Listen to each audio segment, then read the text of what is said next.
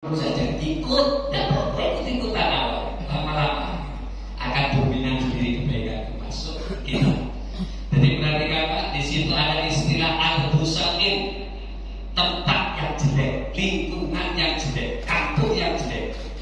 Dan kalau hatta ida nasofal tori anahul atahul, dia begitu meninggalkan kampungnya yang jelek, berarti akan ada kampung yang baik. Berjalan baru setengah jalan, nisfutori nasofal tori atahul baru setengah jalan kedatangan mati. Jadi bukan dia mati, bukan. Mati itu mendatangi dia. Bahasa kita, oh mati, gitu ya. Pak Rizal telah meninggal dunia. Kalau bahasa hadis, atahul maut, mati itu mendatangi dia. Nah, itu terpaksa mati. Mana lagi mati sudah mendatangi kita. Gitu, buat tak kali mati. Sebenarnya bahasanya terus tak kali kedatangan kematian. Sebenarnya dia tak ingin mati, tapi mati mendatangi dia. Mau gimana lagi? Sehingga kadang-kadang mengejutkan sekali. Begitu yang dialami ibu, lagi anak ibu yasinan juga. Mati mendatangi dia. Nah, kedatangan mati posisinya pas sekali.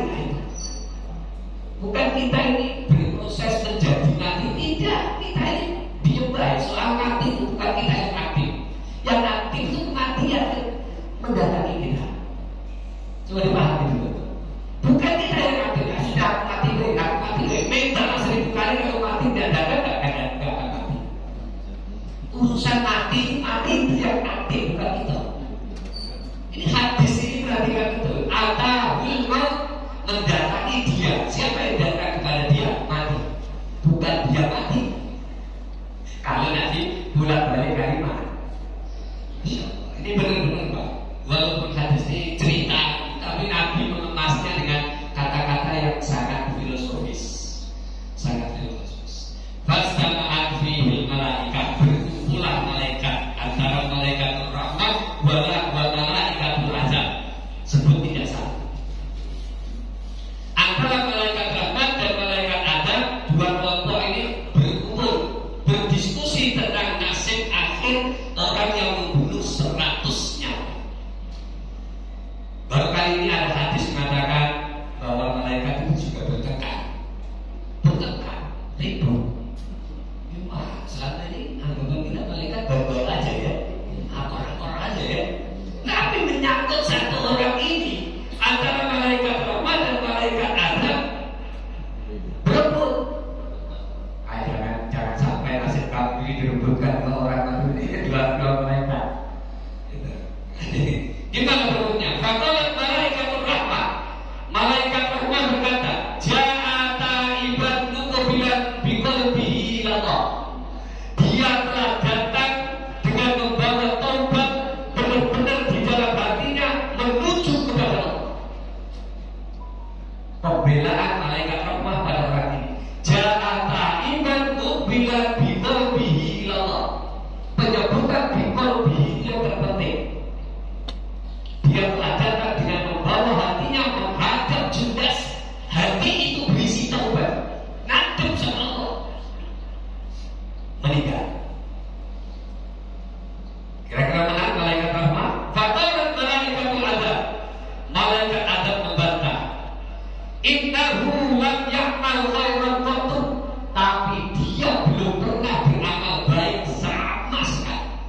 Tidak bisa. Bagianku dia, kata malaikat azab.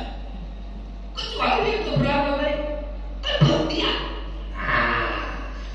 Kan baru niat.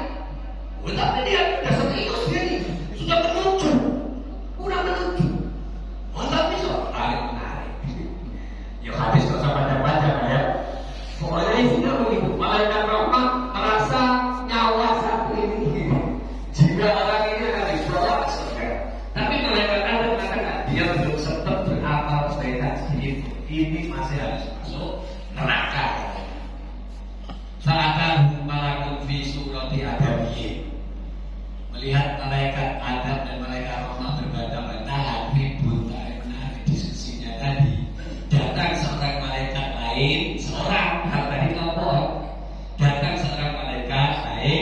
menyerupai anak Adam, menyerupai manusia.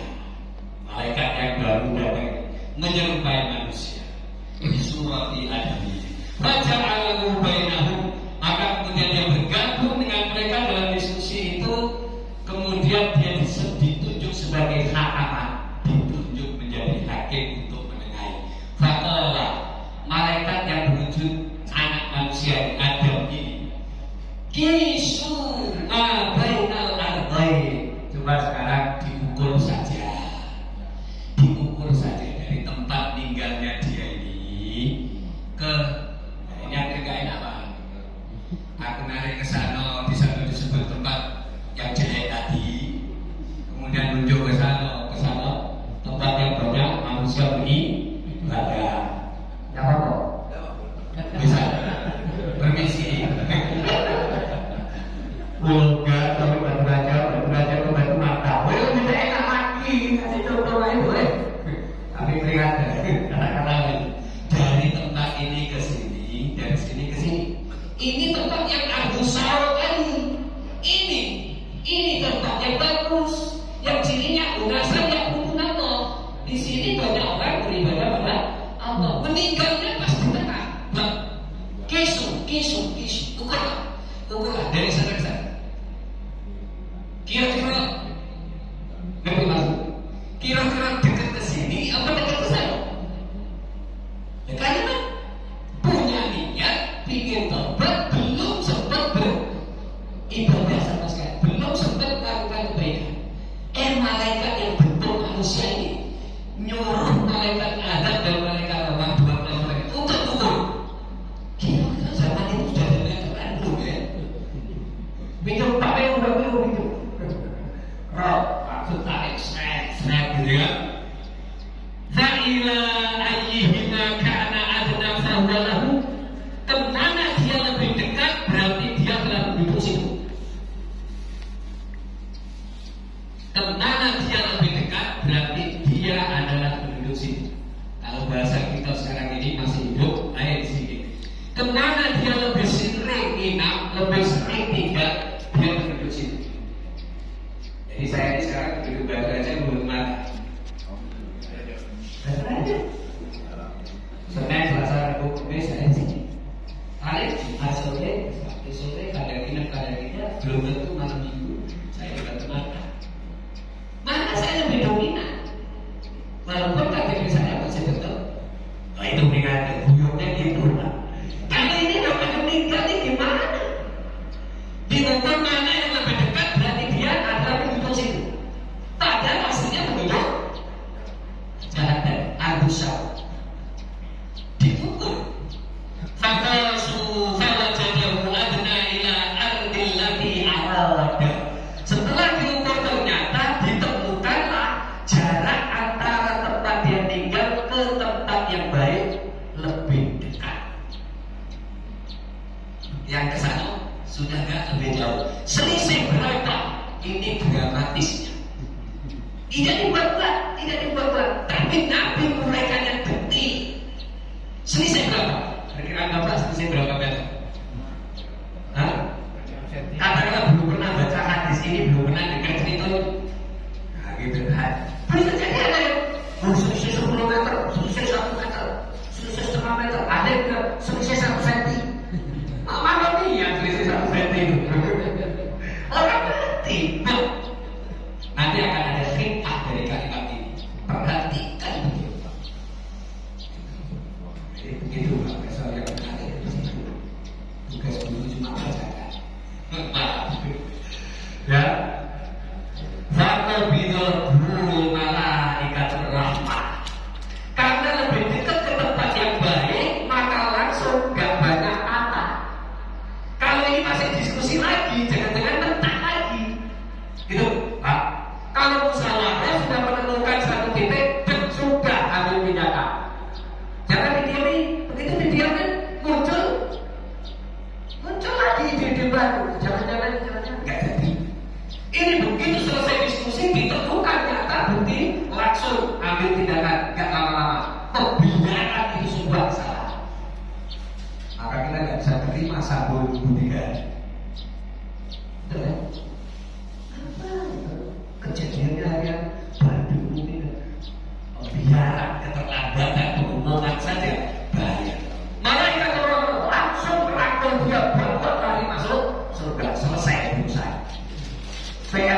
Nah, ukur tadi itu jaraknya masih berapa? Hadis tutup. Hadis ditutup. Tahu-tahu dalam riwayat Muslim secara khusus diceritakan lebih banyak. Ini Bukhari Muslimnya sampai sini. Riwayat Muslimnya ditambahkan agak sedikit dibuat dramatis. Wa fi riwayatin fi sahih, dalam satu kitab sahih selain dari Bukhari Muslim tadi, ada salah satu kitab sahih fakana ila qaryatis salihah, menyebut tempat jelek dengan ardus saud, catat, bumi yang jelek. Begitu menunjuk kampung yang baik, bahasanya sudah lebih cantik. Qaryah salihah, desa yang soleh. Desa yang soleh, bukan bumi lagi, sudah perkampungan yang terbentuk dan itu punya ciri khas soleh. Ini dulu bukan apa-apa, tapi sekarang sudah jadi perumahan. Ini desa, ini kelurahan, ini qaryah salihah, kelurahan yang soleh. Tempat yang kita tinggalkan dulu katakanlah itu, jangan kita ada keluar ardus saud, tempat yang jelek, tidak mau menyinggung siapa-siapa. Belum disebut desa, tapi baru ardu, seakan-akan belum jadi. Suatu tempat yang jelek yang belum terbentuk sarana prasarana dan prasarana lunaknya dan sebagainya, kita sebut belum kampung, belum dusun. Kalau udah dusun idaman ini baru bumi yang jelek. Bentuklah, bentuklah itu mesti ada perangkat, mesti ada tokoh, mesti ada anggota, baru akan menjadi qaryah salihah. Aqrabu bisyibrin, hanya beda sejengkal. Sejengkal bisyibrin berapa senti? Ada yang bilang 1 senti, ini berapa senti? Kalau jengkalan saya ini 25 senti, 25 senti. Jengkalan bapak dan ibu lain-lain. Maka Nabi menyebut hanya beda sejengkal. Fajruina min ahliya, maka dia dimasukkan dalam kelompok penduduk desa baik. Hanya beda sejengkal. Ini kesini 20 kilo, di sini kesini 20 kilo. Karena rentang jarak sini kesini adalah 40 km. 20 km lebih sejengkal, 20 km kurang sejengkal. Jadi lebihnya kesini. Ini album saudnya sudah ditinggalkan, hanya selisih sejengkal. Wa fi riwayatin fi sahih, masih ada riwayat lagi dalam kitab sahih, bukan sejengkal. Fa'al Allah Ta'ala ila hadhihi at-taba'ati wa ila hadhihi at-tamarrati. Rupanya rahasia ini ada di Allah. Orang ini cuma berjalan dekat sampai sini ketemu aja. Nabi mendatangi dia. Sudah begitu ini pas pada saat malaikat Adam, malaikat rahmah, malaikat Adam ribut tadi, itu rupanya dalam keributan ini kan gak perhatikan bumi ya. Gempa kemarin yang agak di ujung sini mendekati, tidak semuanya merasakan goyang-goyang di tempat tidur. Nah saya karena sudah tidur yang merasa, dan lampu yang tergantung lampu begini gak terasa. Kan beda-beda gitu. Jadi malaikat ini gak perhatikan ternyata bumi ini diwahyui oleh Allah. Allah kirim wahyu kepada bumi ini. Hei kamu al-besar, jauh sana dikit aja. Hei kamu qaryah salihah, dekat sini dikit aja.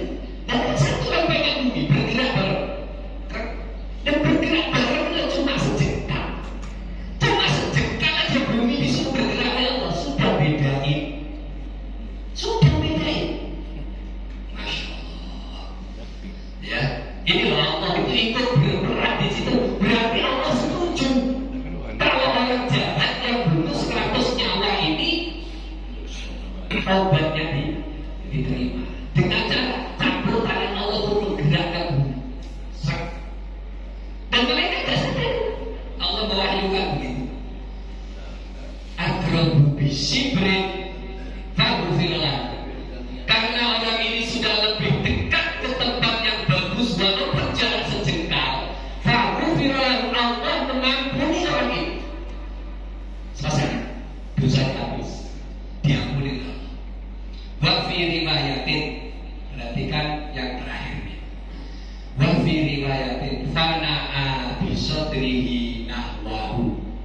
ditemukan dalam pembicaraan ini jaraknya sih sama, jaraknya sama, tidak ada beda sejumlah tunggal. Saya gitu ya, cerita terakhir dalam riwayat Syafi'i yang ketiga, cuma badannya itu ngadep sana. Astagfirullahaladzim, itu beda-bedakan. Saking pentingnya kebiasaan. Itu baiknya manusia akan tinggal sesuai dengan kebiasaan. Semangat orang ini meninggalkan tempat jelek, ingin menuju ke tempat. Sekali mereka jangan balik-balik, balik-balik bahaya. Tidak tahu ya, keluar rumah, tempat tidak. Sekarang enak tuh. Aku sudah sampai depan SS. Tahu SS Pak? Saya kan dari Kebun Jeruk. Tahu SS? Biasa makan di situ. Berat turun dari pasar Tanah. Aku udah depan SS. Tempat aku tidak boleh kan? Kalau kamu balik di mana aja? Di mana aja? Patah balik. Nah, sama suruh. Nak bicara. Natakan bukan ada yang balik. Betapa bahayanya balik badan. Cuma urusan balik badan. Kiai juga gitu. Sudah anakku kamu tamat dari pondok ini, ku ijazahi, kamu menugaskan menuju kampungsan. Sekali kiai melepas kamu, melangkah jangan pernah menolak ke belakang. Segitunya penting dalam situasi genting. Paham ya? Ini kan narkoba. Kalau masih tolak, ya enggak. Semangkuk hangat, semangkuk dingin, tidak jadi. Semangkuk hangat, semangkuk dingin, bahasa kamu, bahasa saya, goyong enggak. Tidak jadi. Kalau sudah serius, jangan lagi tolak. Adepnya sampai mati sekalipun, badannya itu, muka dada ini mengarah ke sana. Makanya kamu itu Nabi ngajarin mulai tidur kita menghadap ke kepala kita. Kalau bahasa di sini, kepala di utara, kaki di muka kita menghadap ke kiblat. Itu kebiasaan baik. Seandainya pun meninggal dalam posisi tidur miring itu, kamu itulah menghadap kiblat. Itu kenapa sunnah tidur miring ke kanan. Ada yang bilang, aku tuh miring ke kiri kalau biniku di sebelah kiri. Kalau biniku di sebelah kanan, aku miring kanan. Tergantung Ustaz. Maka ibu tolong didukung bapak-bapaknya supaya selalu tidur miring ke artinya wajah dada menghadap ke kiblat. Seandainya meninggal itu tanda kita ini menuju ke arah yang baik, kekorian, solihah, dan sudah tekad bulat meninggalkan arbus saum. Inilah saudaraku sekalian dirahmati Allah. Betapa pentingnya kita ini bertekad, sudah putuskan, jangan lagi ragu. Rintislah satu gerakan saja, hanya meninggalkan desa menuju ke tempat yang baik. Itu aja sudah jadi. Padahal cuma satu gerakan. Perhatikan yang awalnya ini protes malaikat azab. Dia belum sempat ngamal apapun. Tapi bagi malaikat rahmat, memang dia tak bisa baca. Ya iya, ya memang. Tapi kan dia sudah punya niat. Taubat. Itu kan belum ngamal apa-apa. Kalau ini bebas diteruskan.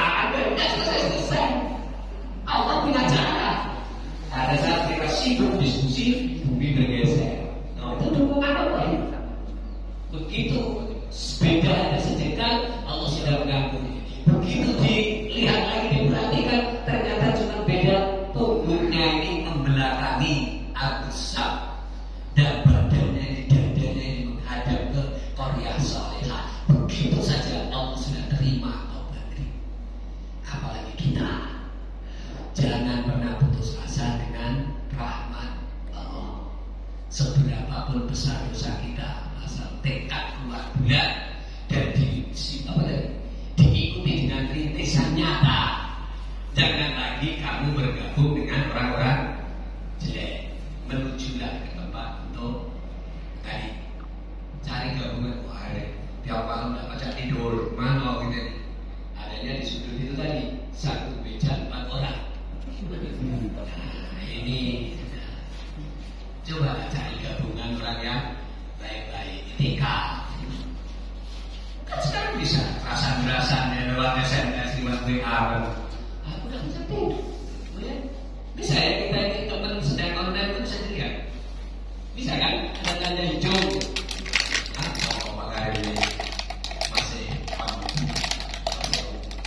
saya banyak Pak, orang-orang muda yang sedang begadang itu pada saat saya 9 bulan duda itu. Lalu banyak yang mantap. Nah, Pak Karim gereja duda 9 bulan. Nah, langsung sedang apa Pak? Aida Mereka lemah, ada pendamping. Kadang-kadang kita jujur, kadang-kadang kita menutupi diri sendiri. Lalu kenapa dan sebagainya. Begitu. Anak yang begadang itu masih. Dan karena tahu sifat saya, dia biasa saja. Malu-malu betul. Kan bisa dipantau ya. Entah dari FB, entah dari apa. Sedang online itu kan orang tahu. Nah, sekarang bisa kita bikin koloni, bikin grup untuk itu. Yuk kita inikan, yuk kita ini, itu biar gak sendirian. Karena ada kebiasaan tuh. Abu Bakar, Umar, Utsman, Ali dan kawan-kawan yang lain rupanya itu punya tiang masing-masing. Kalau sudah ini selalu diambil oleh Pak Sofyan Ansori. Jangan kamu tempati. Ngalah Pak Teguh. Ngalah Bapak ke yang lain. Wah ini udah tempat beliau.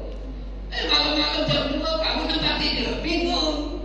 Tempat di mana? Nah makanya kemudian ada pintu Abu Bakar, pintu Umar, ada tiang ini. Coba Madinah itu. Ada. Itu tunjukkan bahwa lurus dengan tulisan itu. Di sini kebiasaan Abu Hurairah duduk. Nah itu. Kita di masjid ini suasana kan begitu. Pokoknya sudut sana itu pasti ada selalu ketemu Pak ini. Nah dekat imaman ini ada ini. Di sebelah sini ada WhatsApp. Di sebelah sini itu ada ciri khas. Itu kebiasaan yang dirintis oleh para sahabat. Malam-malam diisi seperti itu. Ada gerakan walaupun seberapa, walaupun belum bisa melakukan kebaikan sedikit pun, tapi niat itu sudah menunjukkan betapa pentingnya niat dan tekad belajar. Ini tobat untuk orang yang membunuh 99 genap dengan serah. Banyak hikmah di sana yang saya pahami. Oke, karena tadi saya janji ini untuk bapak-bapak dan yang agak sedikit pendek ceritanya ini untuk ibu-ibu. Untuk ibu-ibu. Apakah ini untuk ditiru atau tidak? Masih banyak ibu-ibu. Ya, paling butuh waktu 10-15 menit. Saya melihatnya ke situ ya Pak ya. Jam itu masih hidup kan? Masih kok gak jalan-jalan. Oke. Saya bacakan hadis ke-22. An Abi Nujek. Namanya Imran bin Husayn Al-Khuzai. Kalau tadi Khurasani, ini Al-Khuzai, orang suku Khuzai. Namanya Abu Nujek, asli namanya Imran. Bapaknya Nujek, Imran Al-Husayn dari Khuzai. Semoga Allah meridhai keduanya, baik Imran ataupun Husain, dua-duanya masuk Islam, masih ketemu Nabi.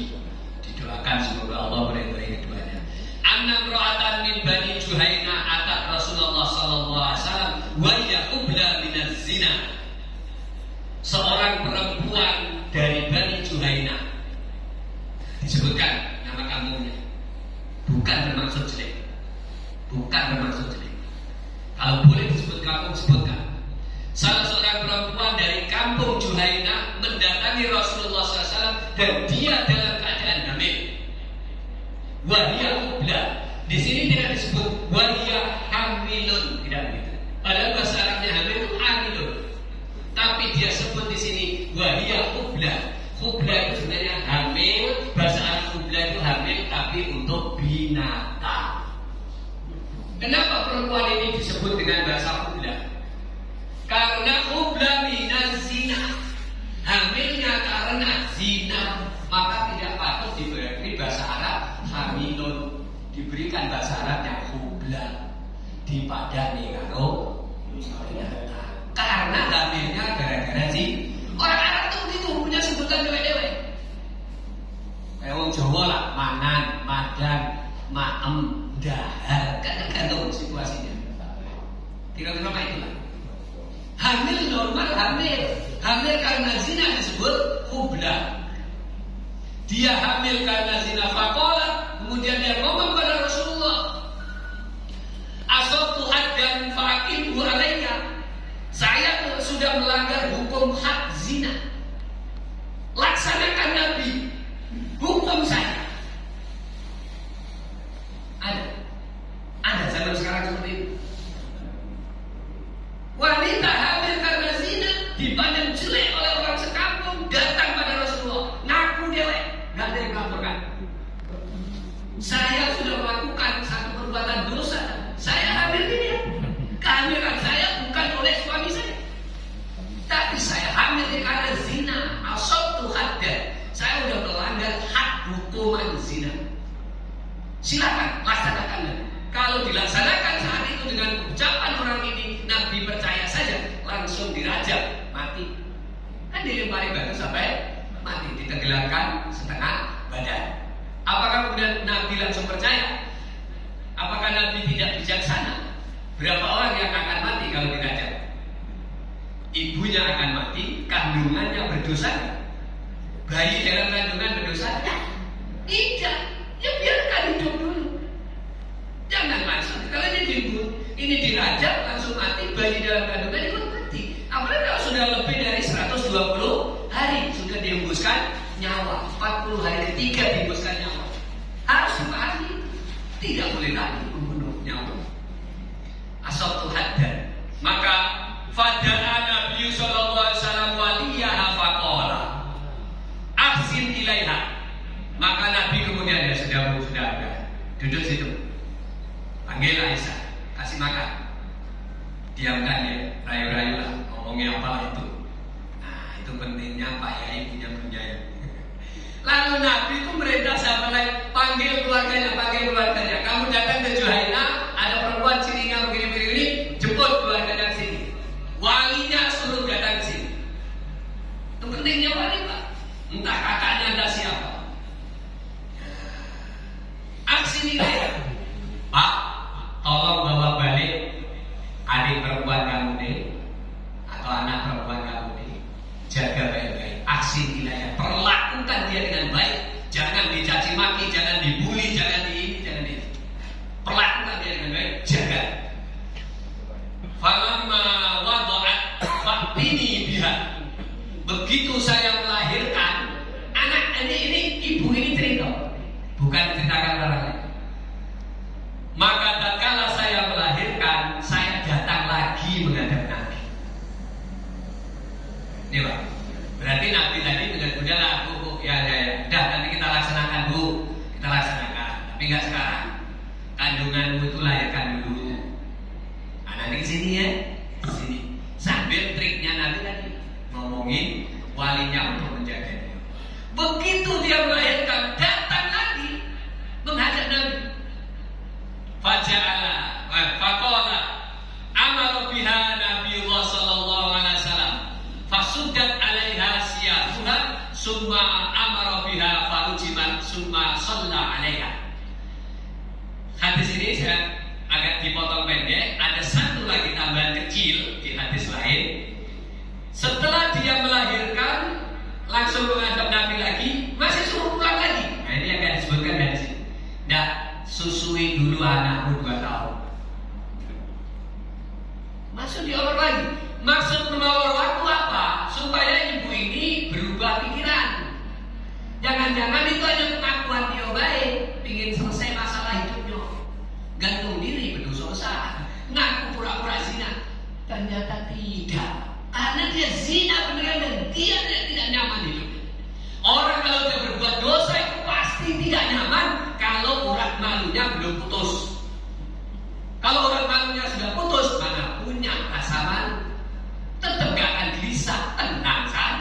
dosa sebesar apapun. Tapi kalau jiwa itu masih bersih, mental itu masih bagus, berbuat dosa itu pasti tidak pernah tenang. Ibu ini 9 bulan melahirkan, habis itu masih disiksa lagi oleh Nabi. Perasaannya itu untuk menyusui anak, disusuinya dengan baik, masih dengan menjaga perasaan gundah gulana. Aku di sini, aku di sini, aku di sini. Datang lagi mau tidak mau laksanakan. Seakan di sini hukum ini tidak perlu saksi. Karena apa? Ngaku dewek. Dan bisa jadi kemudian pembuktiannya kecil saja. Kenapa kamu bilang kamu ini hamil berzina, padahal kamu sudah punya suami? Saat suamiku pergi, nah itulah aku mendatangkan laki-laki lain. Begitu suamiku datang, aku sudah hamil 3 bulan. Dan bisa dihitung. Bisa. Kalau suami nggak bisa ngitung ya lucu. Dihitung mundur. Loh, anakku kok lahir bulan Januari?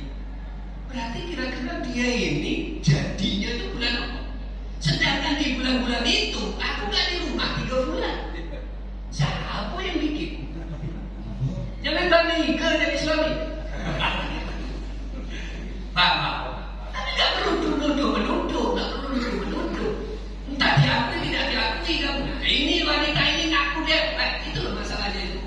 Dan suaminya dia hamil di bulan ini, saat bulan inilah aku tidak ada. Berarti dia mendatangkan laki-laki lain. Saya tidak berhak hukum dia. Karena aku nggak punya saksi. Kalau yang nuduh suami, apakah juga perlu saksi? Sebenarnya tidak. Langsung meli'an. Hukumnya li'an, nanti belajar fikih.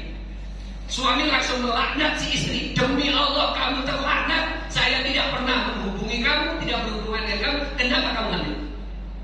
Maka kamu haram bagiku. Pergi sana, minggat sana. Itu namanya li'an. Ucapan laknat dari suami itu lebih parah dari cerai. Sekali diucapkan li'an itu, tuduhan zina itu dengan caci maki yang kasar itu, maka sama saja dengan talak 3, talak bain kubro. Dan pajak lagi laki-laki itu untuk rujuk, apalagi nikah lagi dengan perempuan. Ini li'an. Jangan pernah terjadi laki-laki meli'an, melaknat istri dengan tuduhan zina. Maka di sini pentingnya hakim dari kedua keluarga. Pentingnya wanita solehah menjaga kehormatan, jangan pernah datangkan tamu yang tidak disukai oleh suaminya. Jadi sudah selesai disusui, kemudian Nabi laksanakan hukuman rajam, dilempari batu sampai mati, plek, sudah selesai. Diangkatlah jenazahnya, kemudian dirawat sedemikian rupa. Nabi mensolatkannya. Kalau orang ini jelek, nggak mungkin Nabi mau menyolatkan. Ini disolatkan, sahabat-sahabat protes. Faqala laqad tabat taubatun law usimat baina sab'ina min ahli Madinah lawasiat. Gimana Nabi kamu ini sudah memutuskan wanita ini hamil, berzina, jelek, kamu rajam, kok kamu sholatkan? Ini ada beberapa sahabat itu langsung protes, terutama yang protes keras ini umat, pola umat. Masalah aneh kamu ini. Wanita jelek disolati, kalau aku enggak. Umat dijawab oleh Nabi, dia sudah bertobat. Tobatnya itu dibuktiin dengan gak ada orang yang tahu kalau dia hamilnya karena zina, tapi dia ngaku dewek. Nyari orang ngaku dewek, ngaku itu sama-sama ini di mana? Katik lagi, zaman Nabi katik lagi, apalagi zaman kita. Ada orang ngaku dewek, hukumlah aku pak, aku berdosa katik. Yang sudah terbukti masih ngelak. Kenapa kamu ambil? Aku ini Maria kedua di dunia. Benar? Termasuk orang berbuat jahat ini masih saja ngelak. Tapi kemudian pengacara-pengacara itu ada yang baik. Saya tidak akan mau membela yang kasus narkoba. Gitu. Kalau yang lain-lain masih membela. Membela itu kan hanya sekedar untuk menjaga hak dia, bukan jangan. Inilah dunia sekarang. Dunia zaman Nabi itu. Siapa yang bisa mengalahkan kualitas tobatnya wanita ini? Umar, perhatikan. Seandainya taubatnya wanita ini dipakai untuk memberikan taubat kepada 70 penduduk Madinah, cukup. Kualitas taubat yang diawali dari ngaku duluan, ngaku sendiri itu 70 kali lipat dari taubatnya satu orang. Masya Allah. Jadi kualitas taubatnya wanita ini seandainya untuk mentaubatkan 70 penduduk Madinah, la wasi'at, cukup, masih puas. Ada orang numpang lagi ke taubatnya wanita ini, cukup. Berikan. Ini, baik, tidak bisa ngomong ke orang lain kalau kita punya salah. Tidak perlu juga ngajak ke orang. Taubat kita sekarang, Allah saja. Aku didebat di hadapan Allah. Kalau ada urusan-urusan duniawi kemarin, selesaikan. Sudah ya Pak ya, ini saya minta maaf. Ikhlas apa? Aku akan terganjar kalau taubat dari kesalahanku. Bagaimana saudara kita ini meninggal dalam keadaan baik? Baik apanya? Utangnya kamu belum dibayar. Besar. Jangan maksakan kompak main itu. Iya di masjid. Keluar dari masjid. Urusan pribadi masih belum selesai. Beruntung lah. Kita ini diajari seperti belakang orang Solo, orang Jogja. Depannya halus, belakangnya bendol. Itulah saudara ya, ini pentingnya kadang-kadang kita perlu membaca hadis detail itu. Ada hikmah-hikmah di balik ini semua. Dari awal saya katakan coba jok-jok kalimat, clue-clue tertentu dalam hadis ini penting untuk kita hayati. Mudah-mudahan membacaan hadis dengan model yang berbeda, contoh orang berjuang diri untuk tobat menghadap Allah, ini menjadi pelajaran bagi kita. Semoga bermanfaat. Ada pertanyaan? Karena sebenarnya Allah sekarang ada. Oke. Maka ada ngaji bukan perlu kejelasan tanya jawab. Tapi kadang-kadang sesekali kita ngaji itu perlu penghayatan dalam diri. Mohon kepada Allah supaya kita diberi hidayah dan memberikan tuntunan kita yang lebih baik untuk masa lalu yang jelek akan kita lupakan dan hanya Allah yang tahu taubat kita. Semoga meridai. Subhanakallahumma wa bihamdika asyhadu an la ilaha illa anta astaghfiruka wa atubu ilaik. Astaghfiruka wa atubu ilaik. Wassalamualaikum